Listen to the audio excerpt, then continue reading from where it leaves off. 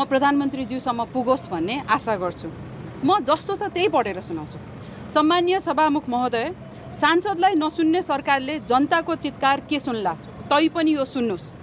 यहाँ उपस्थित कतिजना छोराछोरीको उमेरको होला, कति नाति नातिना उमेरका होलान्। भर्खर 12 पास गरेका बहिनीलाई नजिकैको मान्छे मार्फत दलालले घरको काम हो, सजिलो काम हो भनेर 40-50 हजार तलब पाइन्छ, त्यो पनि फ्री टिकटमा जान पाइन्छ भनेर सपना देखाउँछ।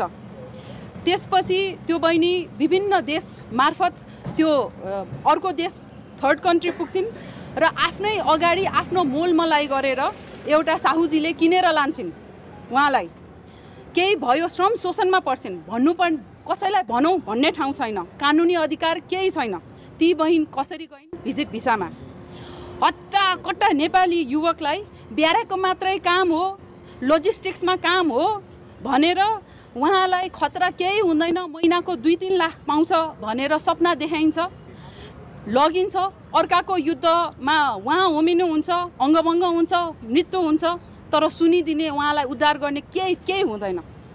लिङ्क्डइन जस्तो प्रोफेसनल साइटबाट अन्तर्वार्ता लिने भनेर आउँछ, तर पठाइन्छ कहाँ? यो साइबर स्क्यामिङ सेल्सहरूमा, जहाँ टार्गेट मिट भएन भने है, जहाँ टार्गेट मिट भएन भने कुटपिट हुन्छ, करेन्टसम्म लगाइने रहेछ।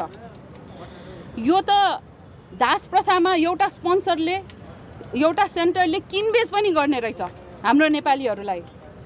यो त मोडर्न डे स्लेभरी हो कि होइन? यो त मोडर्न डे स्लेभरी हो।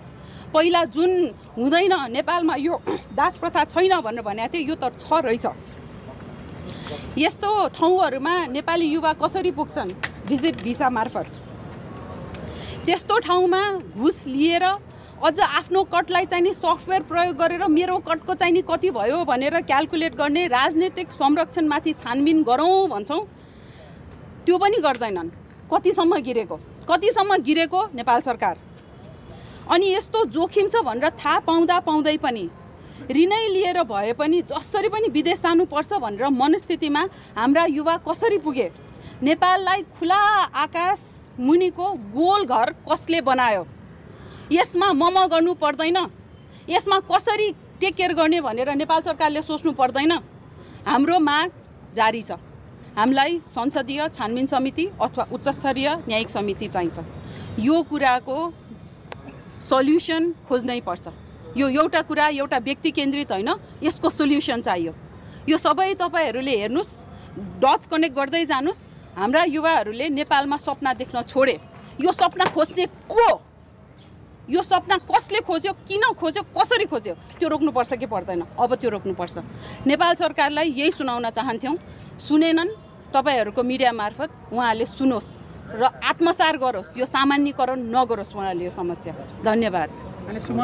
आज हामीले हाम्रो आवाज नसुन्ने, हामीलाई बोल्ने ठाउँ पनि नदिने, हाम्रो अहिले यतिका दिनसम्मको जुन अवरोध छ भनेर चाहिँ भन्ने, तर केही पनि सम्बोधन नगर्ने, हामीले यसरी टेक केयर गर्छौँ। त्यसकारण हामीले आजको सदन बहिष्कार गरेका छौँ।